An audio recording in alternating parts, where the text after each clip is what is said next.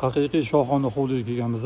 Lokatsiyasi juda ham bomba. Mirzo Ulug'bek tumani, Amur Temur mahalladamiz. Havosi juda ham toza, elitniy mahalla. Uyimiz ikkita ko'chaga qaragan, orqa tomoni garajlari ham bor. Bu yoq tomoni ham tagida garaj qo'yilgan. Katta ziloniy zona. Hop, basseynimiz 7 ta xona, 750 kvadrat metr, 7 sotuv. Gрамотный va sifat bilan qurilgan. O'zingizlar ko'rib baho bersanglar bo'ladi. Hamma narsani sifatli qilishgan. Mebel texnikani shunda tashlab ketishadi.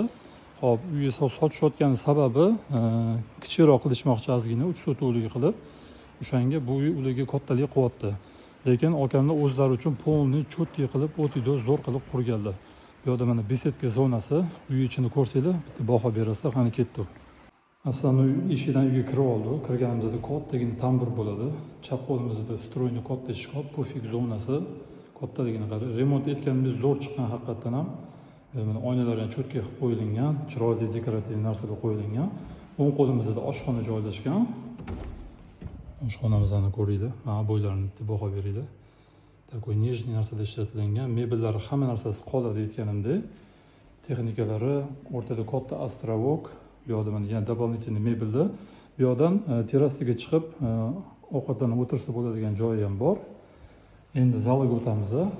Zalga bitta baho beramiz. Juda ham zo'r chiqqan qaranglar. Katta TV zona, mebel texnikalari. Hop, aralash qilingan, turistskiy ham bor, mesniy ham bor. Zo'r qilingan hammasi. Yaqinda qo'ygan ekanlar mebellarni ham. Kattaligini qarang, razmerini. Ko'rib turgan hamma texnika mebellar qoladi. Bu oynalarimiz orqa hovliga, ya'ni orqa mahallaga qaragan. Endi erkak kishilarning orzudagi narsa. Kimgadir orzu, kimdadir bor. Katta kabinet, uy ichida katta televizorlar, ranglarini qaranglar. Toza ofisga mo'ljallab qilingan рабочий stol, ikkitalab oyna, kattagina mebellari ham, texnikalari ham qo'yib qo'yilgan. Zo'r chiqibdi, shaxsan o'zimga rosa yoqdi. Birinchi qavat uchun gostivoy hojatxona. Bu yerga ham alohida mehr berilgan. Hammasi грамотный qilib qo'yilgan. Endi hop, uyga kirganimizda asosiy spalnyamiz. Ota-onaga mo'ljallangan spalnya. Mebellari ham qilib qo'yilgan. Tak penallari. Bu yerda mana oynalari, kattagina pardalar полный упакованный qilib qo'yilgan. Bu yerda mebelimiz Turkiya ekan, bular ham qoladi. Hop, o'zining ichida sanuzul ham bor, bedeylari, unitazlari hammasi cho'tki qilib qo'yilgan. Bu uyimizda yashayotganiga qaramay, juda ham akkuratniy, toza, hamma narsa грамотный turibdi hali ham. Urilgan, qirilgan joylari yo'q. Endi ikkinchi qavat ko'tarilamiz.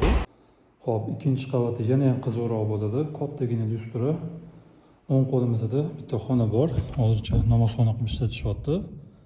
Juda ham akkuratniy turibdi, ko'rasizlar. Razmerlari kattagina, tepada 4 ta xona bor.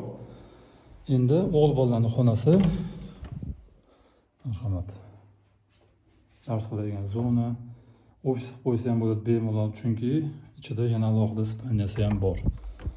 Bu yerda ham cho'tki chiqqan. Shaxsan o'zimga remontlar rostdan ham yoqdi. Hozirgi qiz bolalarnikini ham ko'rsatdim, ular ham zo'r chiqibdi. Mana. Mebellarning hammasi yangi turibdi. Uyimizda bunaqa ko'p yashalmagan, ham akkuratniy yashalgan, juda ham pokiza. Bu yerda katta hol, ikkinchi qavat uchun umumiy yuvinish xonasi, dushavay qilingan bu yerda. Beday unitaz hammasi cho'tki qilib qo'yilgan. Endi qiz bolalarning xonasiga kiramiz. Shu xona rosa ham o'zimga yoqdi. Nijniyligini qaranglar. Bu yerda make-up zonasi, birin-ketin ko'rsatib, bu yerda unaqa chiroyli oynalari, pardalariga ahamiyat beramiz. Dars qiladigan zona, divanli zona, bu yerda spalnyamiz, mebellari bilan daji. Ichidagi sanuzul ham qiz bolaga mo'ljallab qilingan. Mana qaranglar. Kabinlarni boshqa tanlashgan ekan. Hammasi chiroyli, nijniy qilingan. Hop, tepadagi 3-xonamiz bo'ldi. Jami 6 ta xona bo'ldi. Endi oxirgi xonamiz 7-xona. Ota-onaga mo'ljallangan master bedroom spalnyasi. Marhamat. Kattaligini qaranglar. Hammasi cho'tki qilib qo'yilgan. Zo'r. Sanuzlargacha zo'r ishlov berilgan ekan. Hamma yoqda qaranglar. Alohida zo'r qilingan ekan. Cho'tki rangda tanlangan ekan. O'zining ichida garderobi ham bor. Buni ko'rsatib o'raman tez. Hop, endi podol qismiga tushamiz. Hop, podolga tushganimizda o'ng qo'lda katta trenajyorniy zal qilingan, o'zlariga mo'ljallab cho'tka qilib qo'yilgan. Chap tomonimizda bu yerda barga mo'ljallangan ekan. Mana endi katta помещение, stol tennis qo'yib qo'yilgan. Juda ham zo'r. Hop, bu yerda sauna uchun mo'ljallangan bitta xona bor. Bu yerda kotelniyimiz va uyda kladovkasi joylashgan. Bu uy sotilyapti. Mirzo Ulug'bek tumani Amir Temurda bo'ldi. Narxi 1.350.000 dollarda belgilanyapti. Mebel texnikalari bilan sotilyapti. Uy gramatni chiqqan. Hop, telefon qilinglar, baraka qilamiz. Hammaga rahmat, sog' bo'linglar.